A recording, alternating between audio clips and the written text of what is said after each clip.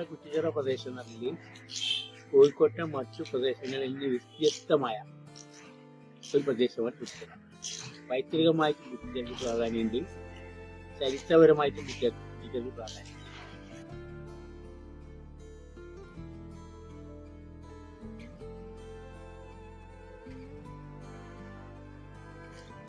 ചരിത്രപരമായ പ്രാധാന്യം ആദ്യം പറയുമ്പോൾ നമ്മൾ 8-ാം നൂറ്റാണ്ട് മുതൽ കോഴിക്കോട് സാമൂഹ്യ രാജാവിന്റെ മരണത്തിന് മുമ്പ് കോളാട്ടി രാജാക്കന്മാരുടെ ആ ഭരണമായിരുന്നു കോഴിക്കോട്. അവരുടെ ആസ്ഥാനം കുറ്റിച്ചിറയെന്ന് പറഞ്ഞത് അവരുടെ കൊട്ടാരങ്ങളും കുറ്റിച്ചിറുണ്ടായിരുന്നു.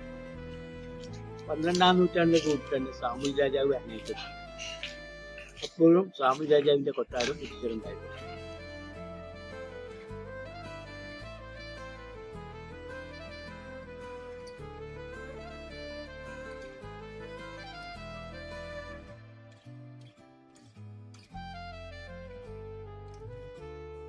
അന്നത്തെ പ്രധാന പ്രജകളിൽ നായന്മാരുടെ നമ്പൂതിരിമാരുടെ ഇല്ലങ്ങളായി കുറ്റിച്ചിറ മുഴുവൻ.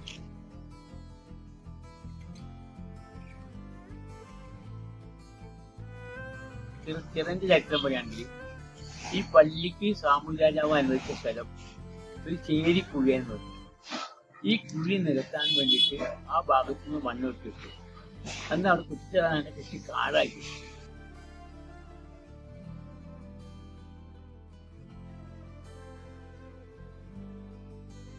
ആ ഭാഗത്തു നിന്നും മണ്ണ് വെട്ടിയെടുത്തിട്ടാണ് ഈ കുഴി നിരത്തിയിട്ട് ഇത്രയും കേന്ദ്രീകരിച്ചത്.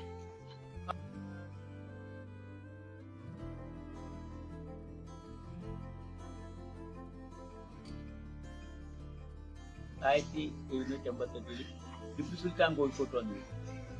ടിപ്പു സുൽത്താൻ കുറ്റിച്ചിറ വന്നു. ഇവിടെ ഷെയ്ഖ് ജിഫ്രി തങ്ങളെ കാണുന്നു. അപ്പൊ തങ്ങളും ടിപ്പു സുൽത്താനും തമ്മിൽ കണ്ടുമുട്ടിയപ്പോൾ ടിപ്പു ആവശ്യപ്പെട്ടു തങ്ങളോട് എന്താണ് ആവശ്യം പറയാൻ പറഞ്ഞു. തങ്ങൾ പറഞ്ഞു, ഈ കിടക്കുന്ന വലിയ കുണ്ട് ആളുകൾക്ക് കുളിക്കാനും തിരുമ്പാനുള്ള ഒരു പുറമാറ്റി മാറ്റണം. ടിപ്പു ഉടനെ സാമൂഹ്യ രാജാവ് കൽപ്പന. സാമൂഹ്യ രാജാവാണ് പടവ് കെട്ടിയിട്ട് ഇന്നത്തെ നെറ്റ് ചിറയാക്കി മാറ്റുന്നതാണ് ചെയ്യുന്നത്.